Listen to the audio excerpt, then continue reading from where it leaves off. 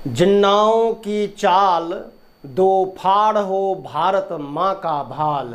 नमस्कार देवियों, सज्जनों, सरप्रिय छात्रों, आप सबका हार्दिक स्वागत है शिक्षा पॉइंट पर। भारत की जब आज़ादी हुई थी और भारत दो टुकड़ों में बटा था, तो दो टुकड़ों में बांटने का जो प्रमुख साजिश करता था मुस्लिम लीग का मोहम्मद अली जिन्ना, जिसको हमारे देश में भी पूजने वालों की कमी नहीं है। पाकिस्तान का तो गांधी है। उसकी एक बड़ी साजिश थी, क्योंकि पाकिस्तान दो हिस्सों में था। एक तो पश्चिमी पाकिस्तान और ये पूर्वी पाकिस्तान, दो हिस्सों में।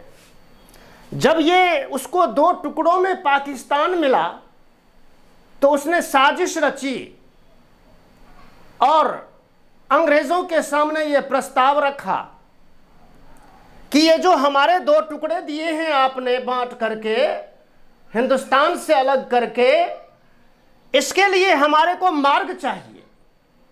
एक ऐसा मार्ग चाहिए जो भारत के बीचों बीच से गुजरे और वो यहां से लेकर के यहां तक 16 किलोमीटर चौड़े में रास्ते की डिमांड कर दी उसने अंग्रेजों के सामने और भारत के तत्कालीन नेताओं के सामने। लेकिन उसकी बात मानी नहीं गई। अच्छा हो, इस मामले में अंग्रेजों का भी भला हो और हमारे देश के तत्कालीन नेताओं का भी धन्यवाद है जिन्होंने ये प्रस्ताव सिरे से खारिज कर दिया। देखिए कितनी बड़ी साजिश थी उसकी कि हमारा तो दो टुकड़े में देश मिला, एक ये पश्चिमी पाकिस्तान, एक पूर्वी पाकिस्तान।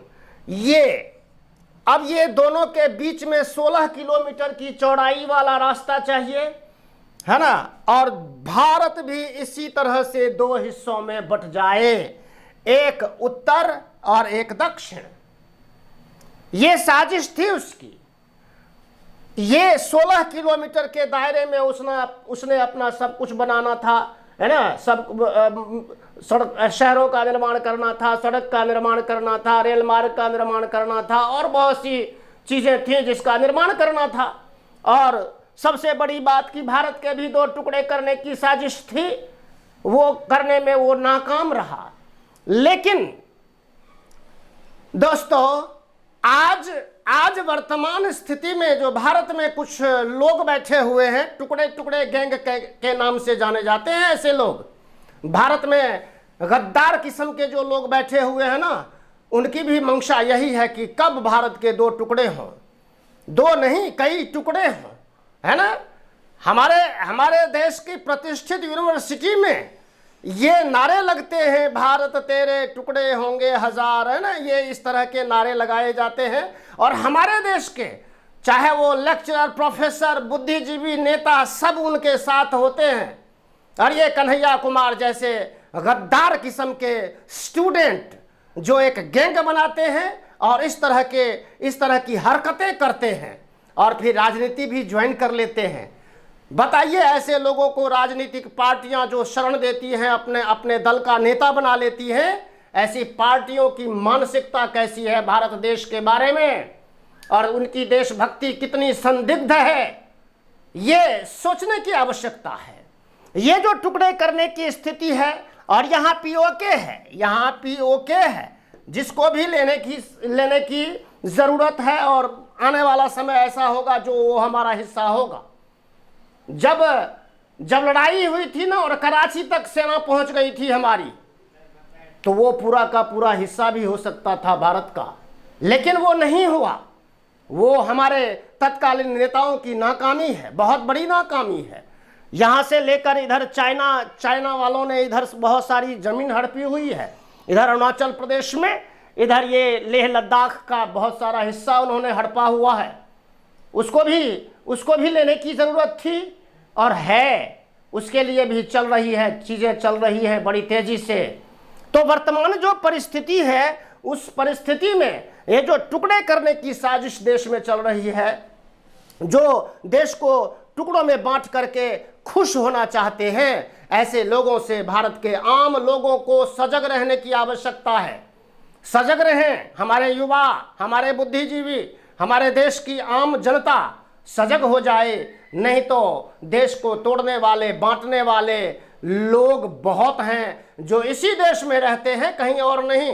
वो दूसरे देशों की चाल में आते हैं। दूसरे देश जो हमारा दुश्मन देश है, सबसे बड़ा दुश्मन देश पाकिस्तान, उससे बड़ा दुश्मन देश चाइना, इन दोनों की चालों में आकर के, इन दोनों से पैसा खा करके गद्दार किस्म के लोग देश में बैठे हुए हैं और विदेशी पैसा खा खा करके दिमाग खराब हो गया है ऐसे लोगों का।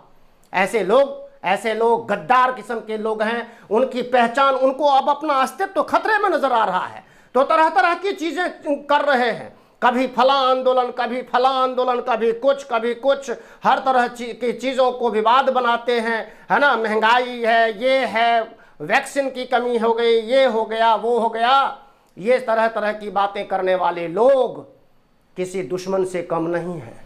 ऐसे दुश्मनों की पहचान हो चुकी है, देशवासी पहचानते हैं उसको, जनता पहचानने लगी है।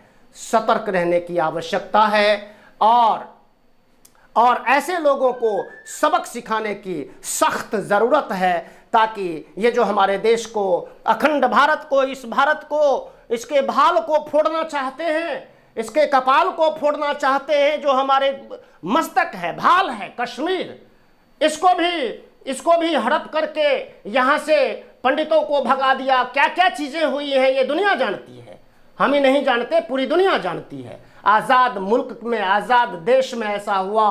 और आज जो स्थिति हुई, जो यहाँ पर जो स्ट्राइक और दूसरी चीज़ें हुई, जो बैठे हुए हमारे देश के आतंकवादी लोग हैं, उन पर जब स्ट्राइक की गई, उनको जब मारा गया, उन्हीं के घर में घुसकर जब मारा गया, शस्त्रों से, बम बारूद से बमबारी करके, तो उसके भी सबूत मांगे गए। उन चीज़ों के लिए भी सबूत दिखाओ, कितने मरे, कब स्ट्राइक हुई, कब क्या हुआ, और उस पर भी हो हल्ला किया गया। इधर बर्मा से जब रोहिंग्या मुसलमान भारत में प्रवेश करते हैं या बांग्लादेश से भारत में प्रवेश करते हैं, तो उनको राशन कार्ड, बिजली, पानी, सब, यहाँ की नागरिकता, सब कुछ मुफ्त में मिल जाता है। क्यों?